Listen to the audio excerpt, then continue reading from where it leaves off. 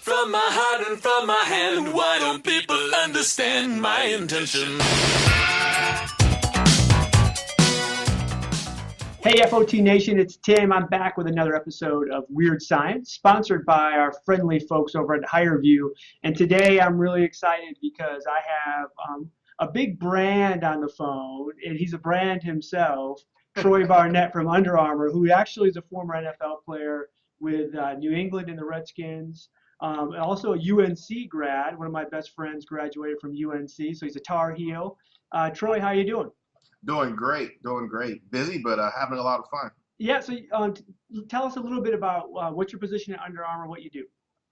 Currently, I am the Senior Director of Corporate Services Technology, so my teams are responsible for all the SaaS implementations and platforms that the company uses globally, where we have a main focus in HR technology, where we have about 15 different systems, 40 different modules that my team manages, from implementation to support, to upgrades. So we're quite busy, but because technology is always changing, so there's always something new coming, and we try to stay on top of those things.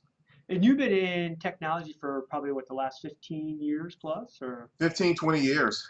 Started in New England when I was playing with the Patriots. Every summer I was at Reebok working in IT. So I work out in the morning and spend the rest of the day in technology at Reebok, and that's kind of where I got started. And when I got finished playing and had like 3 surgeries in 2 weeks, it was time to go get a real job. So called up Reebok and did some good things while I was there doing my internship. So I started there at the help desk and just kind of moved my way up through technology there and ran North America sales from a technology perspective, and got a chance to travel the world a little bit, and came to Under Armour in January of 2007 and have been growing ever since. So technology has been a big part of my life.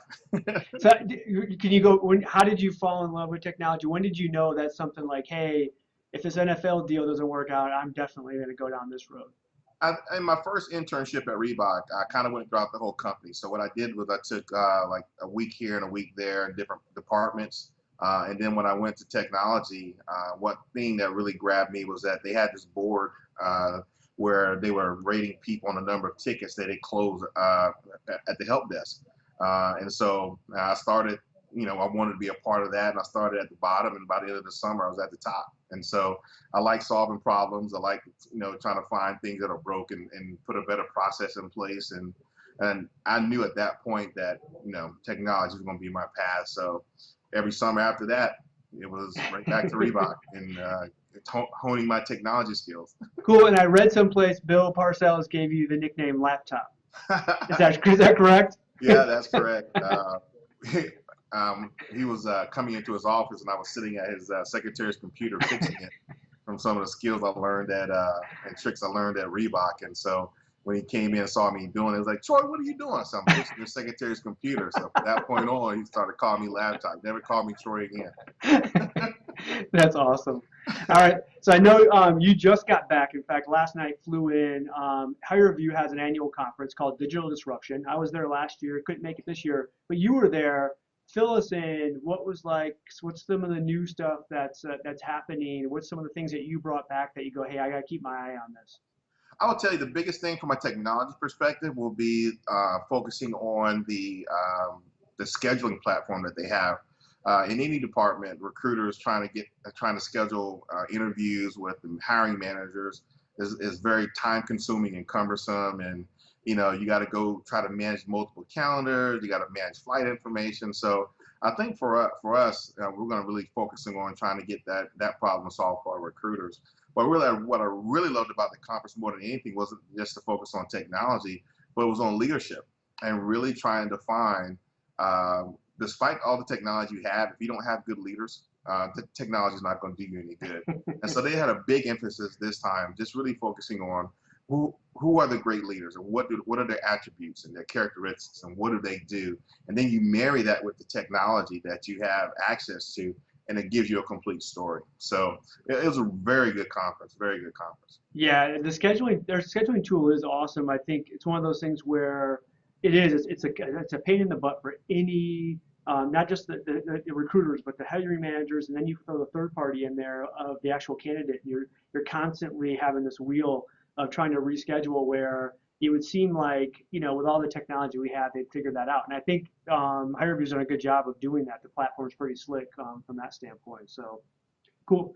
Hey, so another question I have that I wanted to kind of lead into is really, I mean, just Under Armour. Under Armour itself is like the coolest brand because it's blown up over the last 20 years. I mean, it went from literally, hey, we're going to throw some spandex on some guys at Maryland to now, like, you can't, go anywhere and not come into contact with Under Armour. My wife herself probably has spent $1,000 in the last year on Under Armour stuff. And so I have a whole house full of it, but and having three boys that play sports, I mean, it's just one of those things that nowadays it's become part of like vernacular, right? I mean, they went and created an entire different level of sportswear, and you and I talked before. The growth is phenomenal, and from an HR standpoint, that has to be a challenge. What are you guys doing over there to meet that growth? Well, we're trying to do, trying to marry up process and technology, because we lead with process first, because you put in, if you have a broken process, I don't care what technology you throw at it, it's still going to be a broken process. And so what we do is we are embedded really in the HR function and in the HR business. And so we have a really good understanding of what their processes are. And then we try to give them tools that kind of marry how they like to work. And with the speed at which we have to hire people and the speed in which we grow, it's important for us to have a lot of technology integrated. We've got to have consistency in performance. We've got to have global reach, global touch. And we also have to be able to have those candidates have that same Under Armour experience as if they were sitting here in the office, no matter where they are in the world. And so what we try to do is remove all the complexities out of all of the technology to make it very seamless, very integrated, so it tells a consistent story, it has a consistent feel, and that we're not just innovative in the products that we sell, but also in the technology and the processes that we use. So we want to be, best in class in everything that we do, not just on the marketing side or on the product side, but even that message gets disseminated throughout the whole company, so that everybody has that same mentality when they come in every day. How can I get better? How can I make it better? And how can I add value to the bottom line of the company? And you guys are a success factor shop, so you guys, pretty much use them, SAP. How is the challenge with? I mean, obviously, most of the HR tech, the talent acquisition technology that's coming up, is all SaaS based, and so that has to be a challenge of integration. Of hey, we have this big enterprise system in SuccessFactors, SAP, and now we have people like HireView and other different SaaS vendors out there. How does that integration work? How you guys deal with that? Well, it's getting better because what's happening is, because of the whole SaaS environment and the SaaS model, companies now are coming in very agnostic. So they don't care what platform that you use, as long as they've got a good API and you've got some people that they can work with, they can integrate with it. So the key is really finding a platform that fits your process and ensure that it does have the ability to plug into whatever platform that you're using, and make sure you have a good integration partners and good support. So there's really not a platform out there that won't integrate with something or with each other, and that they're really making it so easy to where it's also becoming plug and play. Yeah, and I think that's the difference. I think so many HR pros, talent acquisition pros now, we went through this like 10-year period of a recession where no one bought technology, or very few companies had the ability to go buy technology. And then they come out of it and they go, oh, I remember 10 years ago, our IT people never wanted us to get anything because the implementation time and the startup and the cost and training, like everything was so hard. And now I go and demo all these companies with their SaaS platforms, and literally I feel like I could just go out, buy them tomorrow, and start using them the next day, because it's so easy from that standpoint. So I think from that, from a user standpoint, technology has definitely has made it a lot easier from there. So you had mentioned that you guys are hiring about 900 positions open currently because of the growth that you're going through and continuing to go through. What challenges do you guys face with that in terms of being able to go through, or how has technology helped you in terms of being able to go through that many hires? Well, I think it's really just being able to give the recruiter the ability to try to narrow down the number of applications and the number of people that are coming through our website. We're averaging about 14,000 new resumes a month. We have over 8,500 hits on our website and people a day, and we have returning people coming back, checking on the statuses. People are applying for multiple jobs. And so we have to use technology to try to find ways to allow them to go through resumes quicker and also be able to kind of gauge the candidates before they actually put them in front of the hiring managers too, so that when we actually bring them in for interviewing, that we already have in mind who we want. It's just a matter of picking who we want. And so we're really just trying to find ways to give them metrics and assessments and tools to be able to kind of make sure they're bringing not only the best candidate from a cultural fit, but also from the information and from some of the things they've done on their resume. And so we try to find ways to marry that information that gives them a good picture of the candidate, so that when they do make suggestions to bring somebody in, that they have a comfort level that the hiring manager is going to choose one of the two or one of the three that we bring in.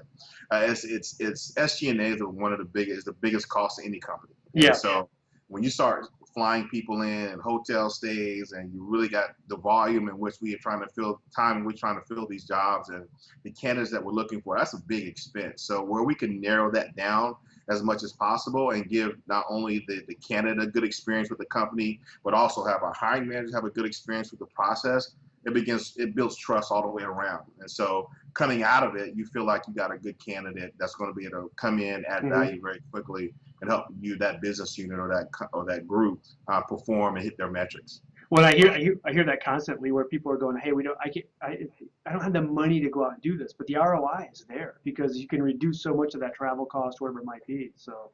And that's the story that we have to tell, is that, you're spending X amount on travel, and you got bringing in 5 people, and you're not even sure if you like any of these individuals, and you're just taking a guess. How about we're narrowing it down so that when you know that the 3 people we're going to bring in, all you got to do is pick one. Yeah. And you don't have to bring people back in multiple times, because we're spending a lot of money bringing in people 2, 3, 4 times, and then they still didn't get the job. So to find any way that technology can enable that and help us make smarter decisions, not only in the candidates, but also in how we spend money, is extremely important to us. Cool. Hey, Troy, I want to thank you very much. Also, I want to go back and thank HireVue for letting us do this. And I hope I get to see you next year at Digital Disruption. And for everyone that hasn't checked that out, make sure you do. You can go to HireVue's site and check out the Digital Disruption User Conference for HireVue. Troy, thank you very much. Thanks, Tim. Anytime. From my heart and from my hand, why don't people understand my intention?